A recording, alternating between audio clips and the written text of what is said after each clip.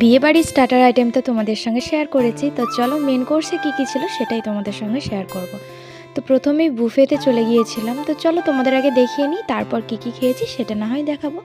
তো স্যালাড ছিল, তন্দুরি ছিল মানে চিকেন তন্দুরি, পনির সাটে, আর নানপুরি, পনির মহারানি, চিলি মাশরুম, আর এই পাশে ছিল বাদশাহী পোলাও, আর এমনি নর্মাল স্টিম রাইস, আর এখানে ছিল দই কাতলা, আর মটন রোগান মানে মাটনের একটা প্রিপারেশন ছিল, আর বাদশাহী চিকেন ছিল, আর চাটনি, পাঁপড়, মিষ্টি মানে গোলাপ জামুন, ক্ষীরপুলি এগুলো ছিল।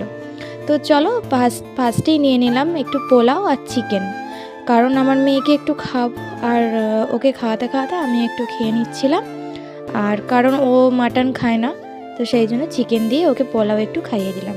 তো তারপরে খাওয়ার পরে মাটন নিতে চলে এলাম। তো মাটনটা দেখতে দারুণ হয়েছিল, খেতেও তো বেশ ভালো হয়েছিল। তো সাথে একটা নিয়েছিলাম নান আর একটু পনির। তো তারপর খাওয়া দাওয়া করে চলে এলাম ডেজার্ট আইটেমের দিকে। আলু বোখরা চাটনি, আর ছিল পাঁপড়, আর গোলাপ জামুন, আর হচ্ছে ক্ষীরপুলি মিষ্টি।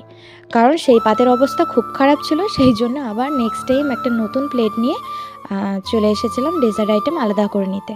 তো চলো, আমার ভিডিওটা কেমন লাগলো অবশ্যই জানিও। তো এরকম ভিডিও দেখতে হলে অবশ্যই লাইক, কমেন্ট, শেয়ার করে দিও। টাটা।